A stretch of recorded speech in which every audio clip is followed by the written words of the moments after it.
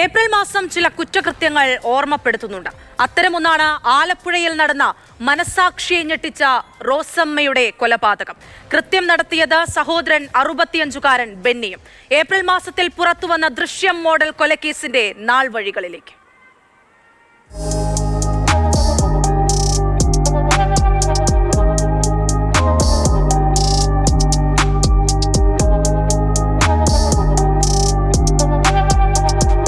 ആലപ്പുഴ പൂങ്കാവ് പള്ളിയോട് ചേർന്ന ഒരു ഗ്രാമം.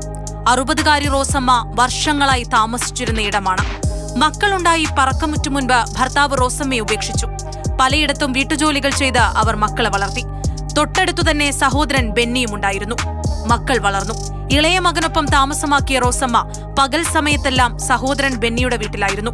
രണ്ടാളും തമ്മിൽ നല്ല സ്നേഹത്തിൽ. പുനർവിവാഹത്തിനുള്ള ഒരുക്കത്തിലായിരുന്നു റോസമ്മ. മക്കളോട് വിവാഹക്കാര്യം പറഞ്ഞിരുന്നില്ല.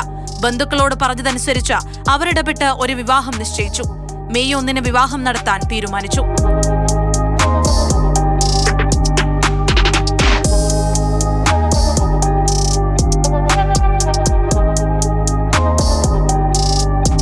ഏപ്രിൽ 18 വ്യാഴം.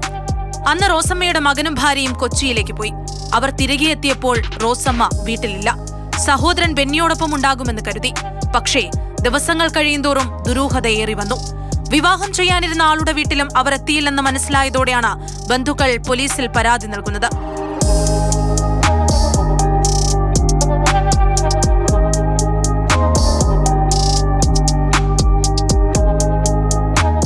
കാണാതായ റോസമ്മയെ കണ്ടെത്താനുള്ള അന്വേഷണം പല വഴിക്ക് പുരോഗമിക്കുകയായിരുന്നു. ഇതിനിടെ ബെന്നി അസ്വസ്ഥനായി കാണപ്പെട്ട ചില ബന്ധുക്കൾക്ക് സംശയമായി. ഒടുവിൽ ബെന്നി തന്നെ ആ ദൃശ്യം മോഡൽ കൊലപാതകത്തിന്റെ വിവരം തുറന്നു പറഞ്ഞു. 17 രാത്രി സഹോദരിയെ താൻ കൊന്നെന്നാണ് ബെന്നി പറഞ്ഞത്. റോസമ്മയുടെ 2ാം വിവാഹത്തെക്കുറിച്ചുള്ള സംസാരം വാക്കേറ്റമായി. ഇതിനു പിന്നാലെ ചുറ്റിക കൊണ്ട് റോസമ്മയുടെ തലയ്ക്കടിച്ച് കൊന്നുകളഞ്ഞു. മരണമുറപ്പിച്ച ശേഷം വീടിന്റെ പിൻഭാഗത്തു കൊണ്ടുപോയി കുഴിച്ചിട്ടു. കൊലയാളി പറഞ്ഞിടത്തു തന്നെ നടത്തിയ പരിശോധനയിൽ റോസമ്മയുടെ ജീവനറ്റ ശരീരം കണ്ടെത്തി. തെളിവെടുപ്പിനിടെ വിതുമ്പിക്കൊണ്ടാണ് ബെന്നി തന്റെ സഹോദരിയെ കുഴിച്ചിട്ട സ്ഥലം അതുപോലെ കാണിച്ചു കൊടുത്തത്.